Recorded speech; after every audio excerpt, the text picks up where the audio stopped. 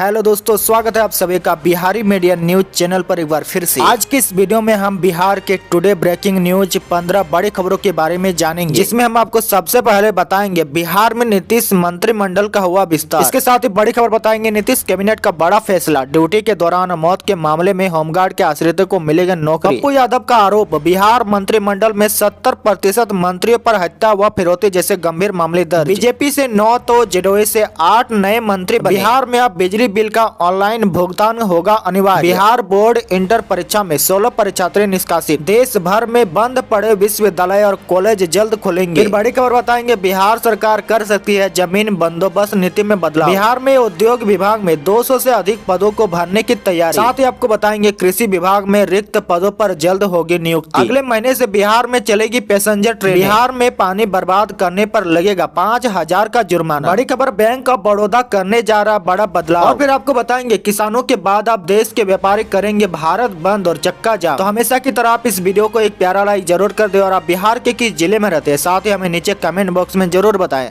और आपके मन में अगर कोई भी सवाल हो तो आप हमें नीचे कमेंट बॉक्स में जरूर पूछें। आज की सबसे बड़ी खबर, बिहार में नीतीश मंत्रिमंडल का हुआ विस्तार, 17 मंत्रियों ने ली शपथ। लंबे इंतजार के बाद नीतीश कैबिनेट का विस्तार हुआ, लेकिन विस्तार के साथ ही मंत्रियों का विभाग तुरंत बढ़ गया। दरअसल सरकार में शामिल घटक दलों के बीच विभागों का बंटवारा पहले ही हो चुका है और अब मंत्रियों का उनका विभाग भी दे दिया गया है। उम्मीद के मुताबिक बीएसपी से जेडीयू में शामिल होने वाले मोहम्मद जमाता को अल्पसंख्यक कल्याण विभाग दिया गया, जबकि शाहनवाज हुसैन को उद्योग विभाग की जिम्मेदारी दी गई है। श्रवण कुमार को ग्रामीण विकास विभाग, मदन सहनी को समाज कल्याण विभाग का जिम्मा दिया गया है। प्रमोद कुमार को गन्ना उद्योग एवं विधि विभाग की जिम्मेदारी मिली है, जबकि नितिन नवीन राज्य के नए पथ निर्माण मंत्री होंगे। इसके साथ ही नारायण प्रसाद को पर्यटन विभाग का जिम्मा दिया गया है। जयंत राज को ग्रामीण कार्य विभाग संभालेंगे। आलोक रंजन को कला संस्कृति एवं युवा विभाग की जिम्मेदारी दी गई है। जनकराम को खान एवं भूतत्व विभाग का मंत्री बनाया गया है। सुनील कुमार को मद्य निषेध उत्पाद एवं निबंधन की जिम्मेदारी दी गई है। उनके ऊपर शराबबंदी को सफल बनाने की जिम्मेदारी होगी। संजय झा को जल संसाधन विभाग के साथ साथ सूचना जनसंपर्क विभाग की जिम्मेदारी भी दी गई है। नीरज कुमार बबलू को पर्यावरण, सुभाष सिंह को सहकारिता, सुमित कुमार को विज्ञान प्रौद्योगिकी, नारायण प्रसाद को पर्यटन, वहीं संजय कुमार झा को जल संसाधन और पीआरडी, सम्राट चौधरी को पंचायती राज, सुभाष सिंह को सहकारिता विभाग की जिम्मेदारी दी गई है। अगली बड़ी खबर, बिहार के नए शिक्षा मंत्री बने विजय कुमार चौधरी। अशोक चौधरी के पास अब केवल भवन निर्माण विभाग। जी हां, कल मंत्रिमंडल विस्तार के तुरंत बाद नए मंत्रियों के बीच विभाग का भी बंटवारा कर दिया गया। विभाग बंटवारे में पुराने मंत्रियों के पास कई विभाग थे, जिनसे हटाकर नए मंत्रियों को दे दी गई, जिस कारण कई विभाग के मंत्री बदल गए हैं। शिक्षा विभाग अशोक चौधरी से हटाकर विजय कुमार चौधरी को आवंटित कर दिया गया है। मंत्री अशोक चौधरी के पास अब केवल भवन निर्माण विभाग रह गया। वहीं मंत्री विजय कुमार चौधरी को शिक्षा विभाग और संसदीय कार्य विभाग की जिम्मेदारी दी गई है। पप्पू यादव का आरोप, बिहार मंत्रिमंडल में 70% मंत्रियों पर हत्या व फिरौती जैसे गंभीर मामले दर्ज। जी हां, जन अधिकार पार्टी के राष्ट्रीय अध्यक्ष पप्पू यादव ने मंगलवार को आरोप लगाते हुए कहा कि बिहार मंत्रिमंडल में 70% मंत्री ऐसे हैं जिन पर हत्या, फिरौती, आर्म्स एक्ट जैसे गंभीर मामले केस दर्ज है। मंत्रिमंडल में आयोग और अपराधियों को जगह दी गई है। शाहनवाज हुसैन जैसे प्रतिभाशाली नेता को उद्योग विभाग दे दिया गया है, जो बिहार में है ही नहीं। राजधानी पटना में मीडिया के साथ बातचीत के दौरान पप्पू यादव ने कहा कि बिहार में वैसे लोगों को मंत्री बनाया गया है जो ठेके और गैर कानूनी कार्यों में संलिप्त है। राजनीतिक दलों करोड़ों रुपए लेकर माफियाओं और अपराधियों को टिकट देते हैं। बिहार में हर रोज जो हत्या की घटनाएं बढ़ रही है वो इसी का नतीजा है। अगली बड़ी खबर, सबसे कम उम्र में केंद्रीय मंत्री बनने वाले शाहनवाज अब बिहार में मंत्री। पटना के नितिन पहली बार मंत्रिमंडल। जी हां, मंगलवार को नीतीश कैबिनेट का विस्तार हो गया। 17 नए मंत्री बनाए गए। इनमें देश में सबसे कम उम्र के केंद्रीय मंत्री बनने वाले शाहनवाज हुसैन भी है, तो पटना के बांकीपुर से लगातार चौथी बार विधायक बने नितिन नवीन भी शामिल है। गोपालगंज से संसद रह चुके जनक राम भी मंत्री बनाए गए, तो दिवंगत अभिनेता सुशांत सिंह राजपूत के चचेरे भाई नीरज कुमार सिंह बबलू भी नीतीश कैबिनेट की शोभा बढ़ाएंगे। मंत्रिमंडल के इस विस्तार में जदयू की लेसी एकमात्र महिला सदस्य है।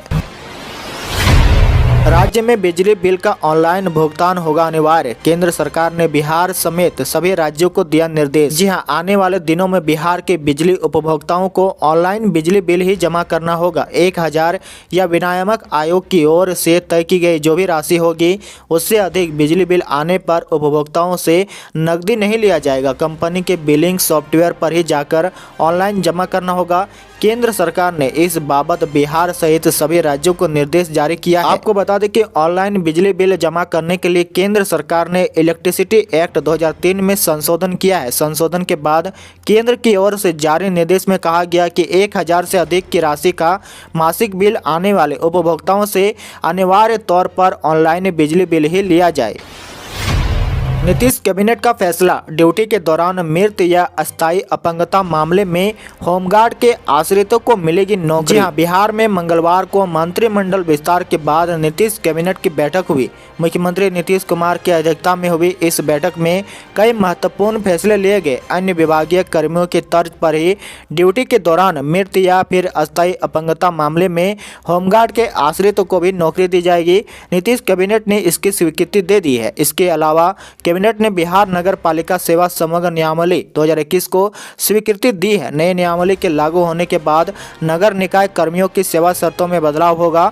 बिहार प्रोबेशन सेवा के कर्मियों को वेतन का लाभ देने का भी फैसला किया गया है। इसके साथ ही बोध गया डोभी रोड पर 3 स्टार होटल बनाने का भी फैसला लिया गया है। इसके लिए 3 करोड़ 5 लाख की लागत आने का अनुमान है।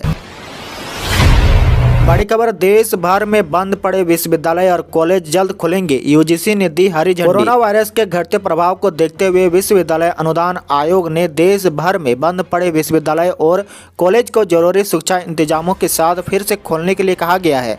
हालांकि इन्हें कब से खोलना है इसका फैसला उन्हें राज्य सरकार और स्थानीय प्रशासन की सहमति के आधार पर करने को कहा है। यूजीसी ने फिलहाल इस संबंध में विश्वविद्यालय और कॉलेज को पूरी स्वतंत्रता दी है। साथ ही संस्थानों को खोलने के लिए पूर्व में जारी गाइडलाइन पर अमल सुनिश्चित करने को भी कहा गया है। आपको बता दें कि यूजीसी ने यह कदम बंद पड़े विश्वविद्यालय और दूसरे उच्च शिक्षण संस्थान को खोलने की छात्रों की मांग को देखते हुए लिया है।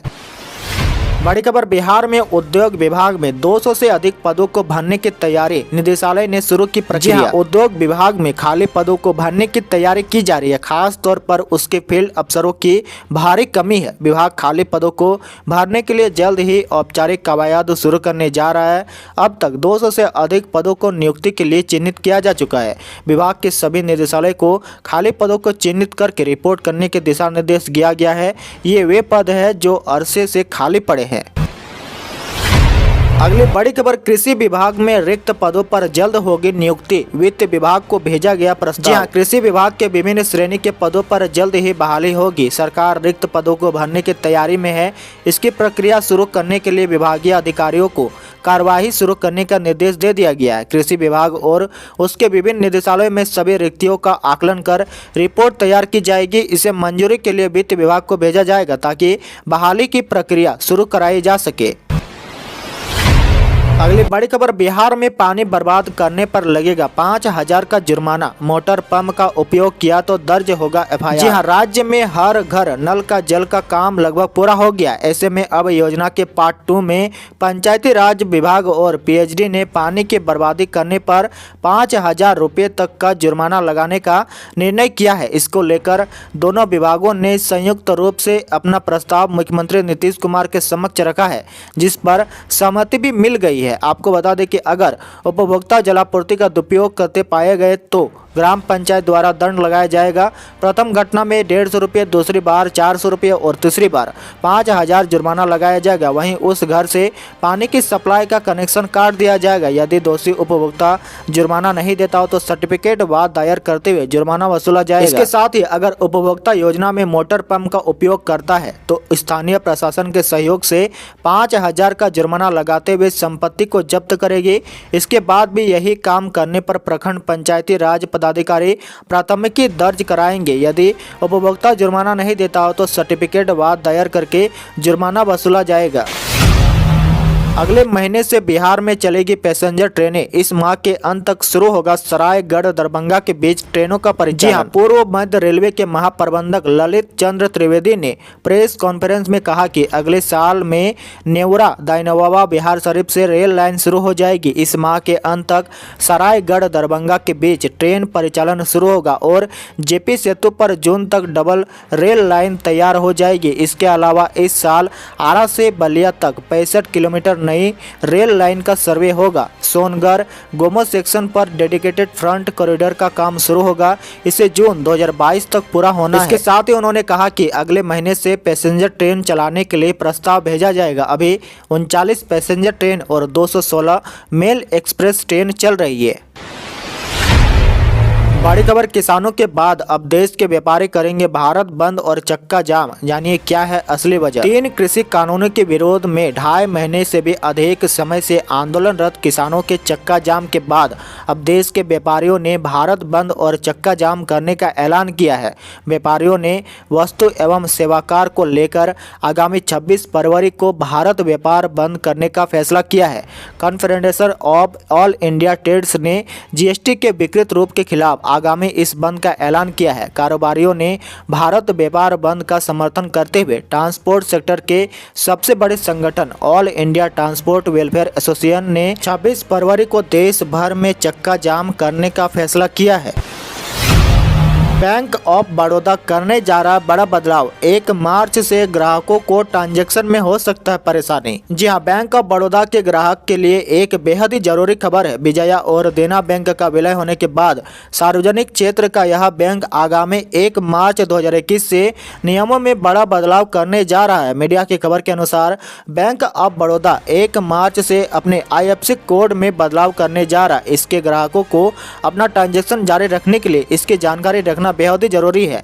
ऐसा नहीं करने पर उन्हें पैसों का लेन देन करने में कठिनाई हो सकती है। बैंक की ओर से दी गई जानकारी के अनुसार बैंक ऑफ बड़ौदा के ग्राहक आगामी 1 मार्च 2021 के बाद पुराने IFSC कोड में लेन देन जारी नहीं रख सकते। इसके लिए आपको बैंक से नया IFSC कोड पता करना होगा।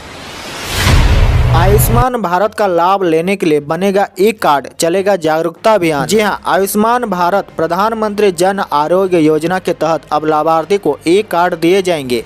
मुजफ्फरपुर जिले के 385 पंचायतों में 17 फरवरी से 3 मार्च तक आयुष्मान पखवाड़ा के तहत ई-कार्ड बनाने के लिए शिविर लगाया जाएगा।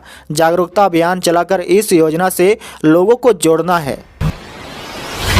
और अंत की बड़ी खबर, बिहार बोर्ड इंटर परीक्षा में 16 परीक्षार्थी निष्कासित, 5 फर्जी पकड़ाए। जी हां, बिहार बोर्ड इंटरमीडिएट वार्षिक परीक्षा सोमवार को 2 पालियों में ली गई। दोनों पालियों मिलाकर 8 जिलों के 16 परीक्षार्थी निष्कासित हुए। सबसे ज्यादा 5 परीक्षार्थी का निष्कासन रोहतास जिले से हुआ।